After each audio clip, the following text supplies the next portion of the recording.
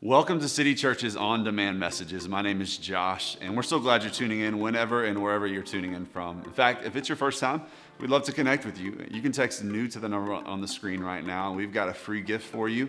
Also, if you need prayer, we would love to pray with you. We believe that prayer is not our last resort, but it is our first response to what is going on in our lives and the lives of those around us. And so we'd love to join in with you. And so you can text next to the number on the screen. Also, if you'd like to invest financially into the mission of City Church to be a Jesus movement that awakens the soul in the city, you can text next as well to the number on the screen. We believe every Sunday morning when we gather in person and online, and we open up God's Word, that He has something special and specific for every one of us. And so as we lean into this week's message that you're about to watch, we pray that God opens up your heart to whatever He has for you, and we hope that you are encouraged by today's message. Again, if we can do anything for you, please let us know. My name is Warren. Welcome this morning, those of you in person. Welcome to those of you that are online with us this morning. We are so thankful that you are here. Man, I can tell you this. I have missed being here. 2 Sundays ago, I was in Alabama at a family reunion vacation. Imagine 18 people in one house. It was just wild and crazy. Had a good time. 9 nephews and nieces just running around like crazy together. And then last week was not feeling well, so it wasn't here. So I have really missed being here and miss you. So we're so thankful for our team who has just been incredible the last couple of weeks, stepped in and just done an amazing job. Dozy and Brittany, especially, we just really appreciate them stepping in last minute in some cases where I wasn't feeling well and said, hey, we've got to figure this out for this night. So thank you just for our team and how incredible. We have an awesome team and city builders, those of you that serve here at City Church. Again, my name is Warren, one of the pastors here, and I'm so glad that you're here this morning, that you could have been anywhere else today, but thank you for being here. Thank you for being online. We really, really appreciate it. Over the last few weeks through the summer, we've been in this series called Summer Attitudes. Now, how many of you know this? How many of you know that summer is almost over? Oh, like how many of you are ready? Do we have any people that are like, yes, summer is almost over, school is starting? Is anybody ready for that moment right now? Like some of the parents are like, yeah, we are. Come on, school is coming. My kids are going to school. Like some of us are ready for that moment. And so as we think about summer, right, we know that it comes to an end and that school comes. And speaking of school, it's hard to believe, but August 3rd is the first day of school here in Spalding County. We have some awesome Spalding County teachers and staff here at City Church that we love so much. We are praying for you, and we love you. And all of our teachers, whether you're here in Spalding County or another county, you are at a private school, we love you guys very much. But August 3rd is the first day of school here. One of the things we do at City Church, Orr's Elementary is our partner school, which means we just love them and dig deep in them. We love all the schools, but it's specifically our school that we dig deep into. So August 3rd, every year we go and we hold signs and we welcome the kids and the parents and the staff. So August 3rd, 7 a.m. to 8 a.m., free chicken biscuits too if you want. Come hang out with us, hold some signs as we start back school. You can register for that on Church Center app, on the Tuesday email, but we'd love to have you out there with us it's fun welcoming the kids back as buses pull in. So the end of summer, right, also comes with the beginning of the school year. Like it's just happening, and summer went fast. And so through the summer, we've been in this series called Summer Attitude. Again, I wish we could have called it Summertude, but that just didn't work out well. So it's Summer Attitude. And so we've been in this passage specifically where Jesus is teaching these things called the Beatitudes. And all of these Beatitudes have started with this word, blessed. So blessed are, and then there's something that follows. And so we've moved through different things. Blessed are those who mourn. We've moved through these things each week, and we've talked about how this particular posture, right, is a pathway to that promise of being blessed. The word blessed can mean simply to be happy, like we find this fulfillment. And so it has come from a point of a posture leading to that promise. And so we see blessed, and then we always see that beatitude follow up with something at the end. And so this morning I get the opportunity to talk to you guys about peace. Peace today.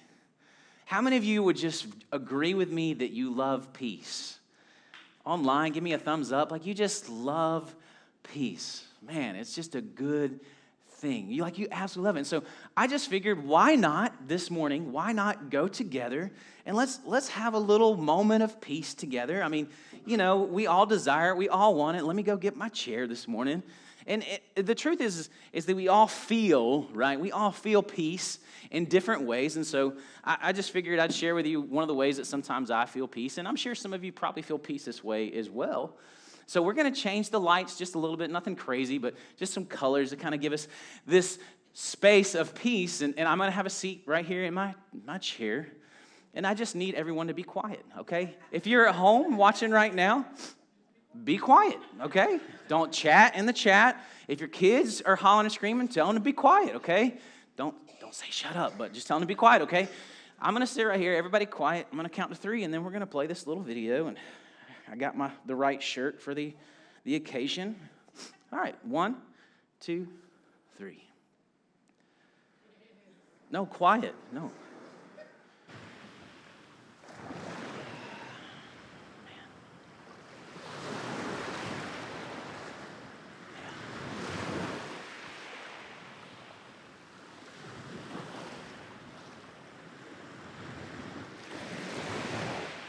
It's a great sound, isn't it?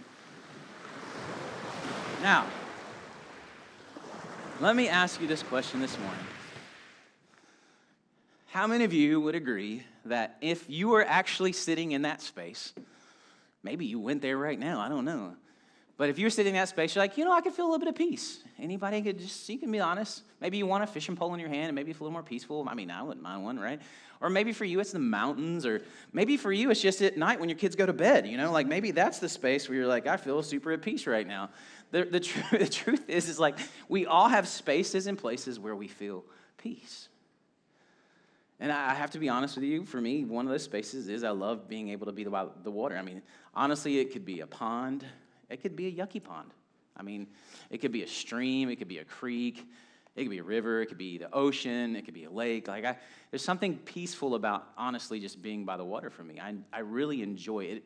It does bring about moments of peace. Now, the question is this, because I'm 100% sure that at some point in your life, you have probably been in a situation where you've been at maybe the beach, or you've been at a lake or in the mountains, or you've been at home and it's quiet, right? I don't know what it is, but if I'm ever away and it's just me and my wife and we're driving in the car, I don't know if anybody else is like this, we turn everything off and we just sit in quiet. Like we don't talk to each other for like a good 15, 20 minutes, because in the moment of quietness in the car, it's just peaceful. Like it's like, oh yeah, this is what it's like to ride in the car and like hear nothing. So we all have spaces and places where we feel peace, but then, right? But then. That's like the 2 words that like are just the reality of life, but then.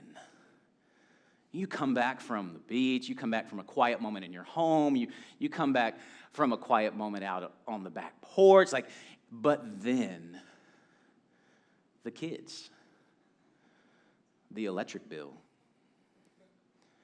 that family member that you just don't want to see, that neighbor across the street, that coworker had to stop by. You see, moments of peace happen, but what happens when those moments are gone and life shows up? What happens in those spaces where you're like, if I could just go back and spend the rest of my days on the beach and never leave, life would be so peaceful. That's just not reality, right? That's just not how life works. And so the question that we have to ask, when all this happens, it's no secret, right? Peace is hard to come by, not only personally, but in our world. So if it's like this, because here's what it says. In the history of humanity, all my history buffs in here, it's estimated that in all the history of humanity, less than 8% of recorded history can be described as times of peace. Less than 8%. In the last 32 centuries, there have been fewer than 300 years of peace. Historians tell us that within the previous 300 years, there have been 286 wars just in Europe alone. And from 1500 BC to AD 1860, more than 8,000 treaties of peace were signed, meant to remain in force forever, and they only averaged 2 years, those peace treaties. So like everything that we think of and when we think of peace, both from a world perspective, right, and personally, it seems like everything is fighting against it. Peace in today's world seems like such a reach, right? you turn on the news, you just deal with life personally, it just seems so far out of reach. And so when we look at this beatitude and we see it come into space, I have to ask you this morning, when you think about peace and how hard it is, what if I told you this morning that peace is possible? Like, peace is possible. Aside from sitting at the beach or sitting in front of a screen for 15 seconds, like, peace is possible, right? Bear with me, because I don't want you to think that what I'm saying is that hardships aren't going to happen, that chaos is not going to happen, that noise is not going to happen. Jesus, it is not. Noise exists. I have 3 boys at home. I have 4 boys, but 3 boys at home. Noise is a part of my life. Like, it's just noisy, right? All my parents, right? You know, like, noise isn't going to go away. War. All the things that we think that are opposite of what we would consider peace, I'm not saying those things are going to be gone, but peace is possible. Like, peace can exist. And you, as a matter of fact, this morning as we look at this beatitude, if you're a follower of Jesus Christ, guess what? You can make this peace. You can make it. Like, it's something that you can be a part of making. And so our beatitude this morning is that. Matthew chapter 5, verse number 9, it says, "Blessed are the peacemakers." Blessed are the peacemakers, right? Again, so we've been in this series. The word blessed is happy. It's like this wholeness, this fulfillment. So happy are the peacemakers. Now, you're saying, Warren, I've got to be a maker of peace, but it's hard enough just to find peace. So how can I make peace if peace is hard to find? It seems difficult. It seems a little bit counterintuitive to what we honestly probably feel as human beings. But you heard it right here, right? Make peace. Now, if you're anything like me, I do not enjoy conflict.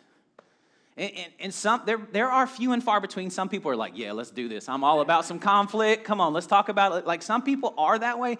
But for the most part, like, most of us just don't enjoy conflict, right? And so as I began to study this passage, blessed are the peacemakers, I was like, got this down, like, I can handle peace. Like, but as I began to study, I began to notice something. I began to dig deeper and begin to notice, well, I'm not quite catching this. Because I feel like I can keep peace pretty easy, right?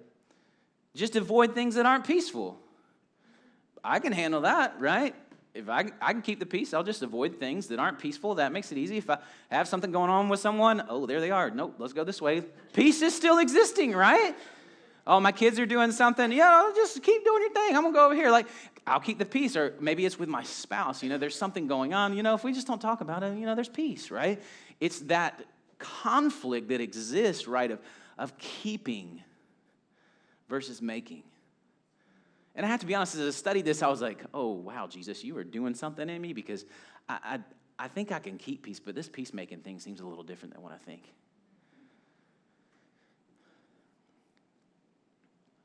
Because here's the thing. I think that we can be a peacekeeper, but are we a peacemaker? I think it's easy for us to try to keep peace. Sometimes it just doesn't really require a whole lot of sacrifice. It doesn't require us to be deeper and honestly sometimes to love deeper. It's easy just to be in a heart, in a space of avoidance. It's easy for us to keep peace, but peacemaking is something completely different.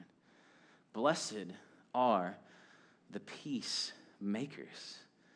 I think the best way to understand this whole thing we see of peacemaking is maybe to look at who made peace. Because here's the thing, before we can make peace, we must be at peace. Before I can begin to make peace, before I can be a peacemaker, I have to be at peace. And so I'm just going to ask this question before we move. Are you at peace? Not the sit in the chair by the beach kind of peace. Now, that's a peaceful moment. But are you at peace? We played the waves and the sounds, and maybe for a moment you felt peace. Can I share with you here that peace that exists is more than a feeling? I want to sing that song right now. More than a feeling. Peace is more than just a feeling. It's more than just sitting in a chair by the beach. See, there's a peace that's been made. There's a peace that can truly be experienced. And now you're probably on the edge of your seat because you're like, okay, here it is. Here's the answer. Warren's about to give it to us. I'm about to have no more conflict in my life. I'm about to have no more strife. I'm about to have no more stress. I'm about to have no more blah. But let's just be real where we were before, right? Peace is not the absence of these things. It's the presence of something greater than these things. You see, I think that we think peace is getting rid of things, but it's not what we get rid of. It's what we get in the midst of those things that really brings peace. And so let me ask you the question again, because I already know the answer to life is that you have strife, you have stress, you have conflict. That answer I know is yes, but let me ask you again, do you have peace? More than just the feeling of peace, but do you have a heart of peace? You see, that's why when I'm about to talk about this peace that's been made for us, it can't just come from waves crashing. It can't come from good smells. I mean, I love good. I have a schnoz. I can smell things. I can really smell things, and so I love smells. I do. Well, most smells. I have 3 boys, so there's some smells that I don't like. But I love a good candle. I love a good incense. I just love smells. Kind of just can have that invigorating peace. I'm losing some of you because you're like, oh, smells. But I do, but right, peace is more than that. It's more than the waves, more than the smell of the ocean. It's more than the smell of fresh air. It's more than great chill sounds and vibes. This peace had to come from something deeper. This peace that we can each experience has to come from something deeper. It had to come from the giving up of something. It had to come from sacrifice. It had to come from somewhere deeper, because just in case you didn't know it, things, life, people, you, me, we're a little messed up. I mean, I'm messed up. My wife's over here. Just go ask her. She could tell you, life, us, things, it's just messed up. You see, I mess up every day. Every day. I had a moment where I was with my kids yesterday. My wife was at work and with the kids. I wanted things, and so I had stepped up. In a moment where I should have handled the situation different, raised my voice, demanded things, I messed up. I know I did. You see, God created man and woman in the beginning, right? We go back to the book of Genesis, and we see God creates man and woman. And this creation takes place, and he puts all these things at their fingertips, and he says, hey, here's the one thing you can't do. Don't touch this tree. Of all the things that you do, just do not eat from this tree. They had everything at their fingertips, and God just said, hey, don't do this. And what do we see in the book of Genesis? We see that they partake in this tree, this fruit. They sin. They do something opposite of what God has called them to do. They sought to, even in Scripture we see, they sought to try to be God themselves, because that's what they were tempted to be. You can be your own God. And so they partake, and sin happens. And so sin takes place, and this disruption between the relationship between man and woman and God is interrupted. And there's no longer this peaceful relationship that exists because of sin. And so here we are, born into this life, you and I, and just in case you didn't know this, we all carry something similar. We are all born into this sin. We all born messed up. No one has taught you when you were a child. No one was like, hey, let me tell you how to lie, or hey, let me show you how to get your own way, right? Your children, if you've had children, or yourself, or the children you see, when they want something, what do? They show a fit. One of the greatest moments in my life before I had kids, that I'm getting there. I'm not saying I don't want kids. Hang with me. My wife and I are sitting in a restaurant, and I worked at a church in Florida for a long time, and one of our pastors was eating lunch on the other side of the restaurant. He didn't know we were there, so we were just there, and maybe we should have said, hey, but he's there, and he's with his 2-year-old son, and they're having breakfast, and the 2-year-old son's just having a hard time, just like 2-year-olds do, right? And dad is trying to get him to behave, honestly. And this 2-year-old, out of nowhere, he's just beet red. And when a 2-year-old gets beat red, you better watch out. And he's beat red, and he takes his kid's placemat, and he balls it up, and he puts it in his mouth, and it begins to chew on the paper. And I'm like, what is happening? Like, no one taught him to do that, right? We come in, and we are messed up. No one was like, hey, when you get upset, ball up your paper and put it in your mouth, chew on it. It's going to be great. It was in that moment that I was like, yeah, our kids are going to be different. Whoops. Like, whoops. Like that moment where you think you know everything and you have no kids, right? Because why? Kids are born in this world. We are born in this world. We sin. We are messed up. This is what Scripture tells us in Romans chapter 5, verse 12. Therefore, just as sin came into the world through one man. So sin comes into the world through Adam, through Eve. Death through sin. So the result of that sin is death. And so death spread to all because all sinned. So here it is. It started there. Every person that comes along the way, you're born into this sin. That separation piece, no longer being at peace with God, it exists for all of us. So what now, right? Like you said, there's peace. Where are you going with this? You told us there was peace. Because so far I've learned that the beach is not going to give me the peace I want. And that I'm messed up. My conflict's not going away. So where are we headed? Here's where we're headed. This is beautiful. Listen to this. Romans chapter 5, verse 6 through 8. The peacemaker steps in. For while we were still weak, at the right time Christ died for the ungodly. For one will scarcely die for a righteous person, though perhaps for a good person one would dare even to die. But God, don't you love when there's a but? Like it shows up right here and it says, but God shows his love for us, and that while we were still sinners, Christ died for us. I think that we lose the magnitude of this verse sometimes. All my churchgoers who've been in church your whole life, like, let's admit that sometimes we lose the heaviness and the beauty of this passage. But God, when we were still sinners, when we fell short, when we messed up, but God showed his love. He showed it for us. How? By putting us next to the beach. Hey, guys, check this out. By giving us quiet? No, he gave us sacrifice through his Son. While we were still sinners, Christ died for us. You see, a peacemaker is different than a peacekeeper because a peacemaker steps into the mess.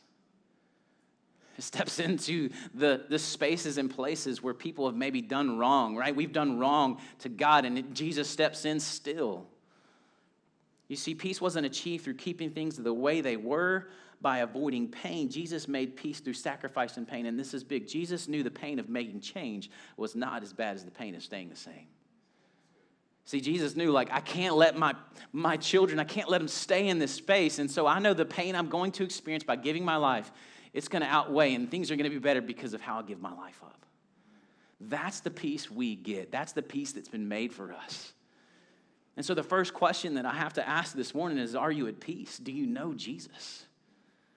The pastor that I work with in Florida, he always said this: know Jesus, N-O, Jesus, no peace, N-O peace. Know Jesus, K-N-O-W, Jesus, no peace, K-N-O-W, peace.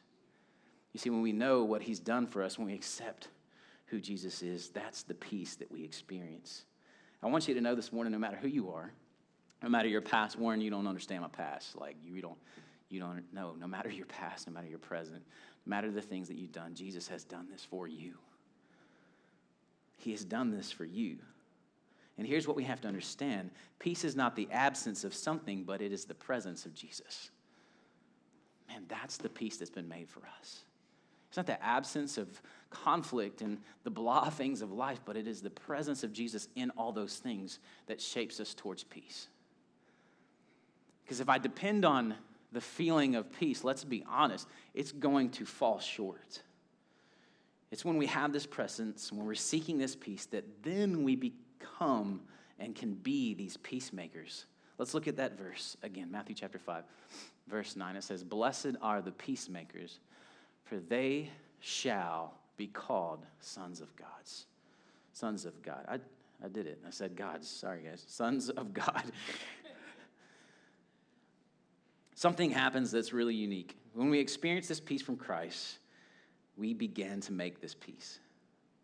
And people do something. When we are truly peacemakers, they call us sons of God. Sons of God. You say, Warren, what does that mean? Have you ever been in a space, whether you liked it or not, where someone says, wow, you're really like your mom? Or, wow, you're really like your dad. Or maybe it's been your kids. You say, wow, that's just like your mom or just like your dad. This is what happens when we're peacemakers. People say, wow, you are really like who the God you say you love and live for is. You are truly making peace just like Jesus made peace for you. That is the promise. Listen, if you are a peacemaker, guess what? You begin to exhibit and show the true Jesus. It begins to be seen by the world. Listen, you all know, right? You've said it before to someone maybe. They didn't like it, but you told them like, hey, you look like your mom or dad. You act like your mom or dad. In marriage, if you're married today, don't tell your wife, wow, you did that just like your mom. Just don't do that, okay? It's not a good place to go. But we've all been in a space where we've seen that, and this is what happens, but it's a good thing. Wow, you really look like Jesus. When we live out this peace in our life, people see Jesus, and it leads them towards that peace. See, making this peace leads them towards the peacemaker. So let me ask you this question this morning. Where are you attempting to keep peace instead of making peace? Where in your life right now? Where are you trying to keep peace instead of making peace? You say, Warren, give me just a little more. You see, making peace is not appeasement. The true model that we see from Jesus, it was costly. It took sacrifice. It took giving up something. It took being in the mess. And a scholar named Barclay says this. He says, the blessing is on the peacemakers, not necessarily on the peacekeepers.